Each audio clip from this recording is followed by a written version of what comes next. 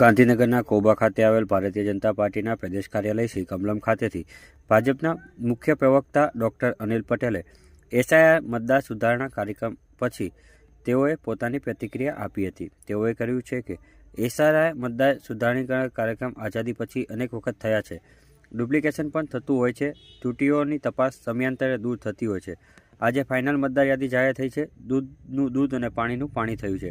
કોંગ્રેસ ચૂંટણી પંચની વિરુદ્ધ કાકડોળ કરી કોંગ્રેસ વિવાદાસ્પદ રજૂઆત કરી હતી। આ અંગેની માહિતી તેઓએ 17 ફેબ્રુઆરીના 4:30 વાગે આપી હતી। એસઆઈઆર એટલે કે મતદાર યાદી શુદ્ધિકરણનો કાર્યક્રમ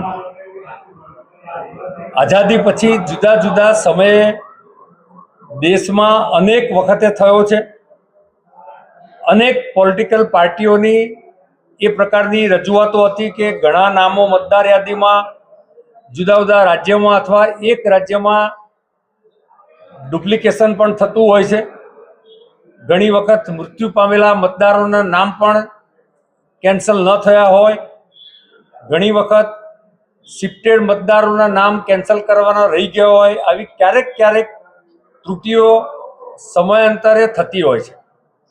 પરંતુ ગુજરાતમાં હું આપને ચોક્કસ કહેવા માંગીશ કે જે રીતે ફાઇનલ ડ્રાફ્ટ મતદાર યાદી ચૂંટણી પંચ દ્વારા ડિક્લેર થઈ છે, તેથી દૂધનું દૂધ અને પાણીનું પાણી બહુ ક્લિયર કટ થઈ ગયું છે।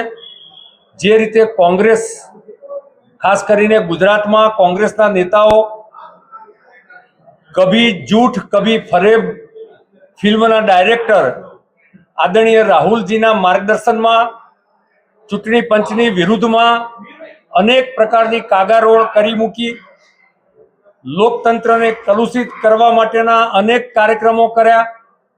મીડિયા દ્વારા પણ વિવાદાસ્પદ રજૂઆતો પણ કરી। તેમ છતાં પણ આજે ગુજરાતમાં મતદાર યાદી શુદ્ધિકરણ પછી પણ જે કેન્સલ મતદારની જે સંખ્યા છે ખૂબ નજીવી સંખ્યા છે અને ચૂંટણી પંચે પણ જે જાહેરાત કરી એ પ્રમાણે હજુ પણ જ્યારે 1 જાન્યુઆરી 2026 જેના 18 વર્ષ પૂર્ણ થયા છે તેવા મતદારો પણ ફોર્મ નંબર 6 ભરી શકશે। આ મતદાર યાદીમાં કોઈના નામ રહી ગયા હોય તો પણ એ એક ચોક્કસ કુલિંગ પીરિયડ પછી ફોર્મ નંબર 6 ભરી શકશે। જો એમાં ત્રુટી હોય તો ફોર્મ નંબર 7 કે 8 પણ ભરી શકશે।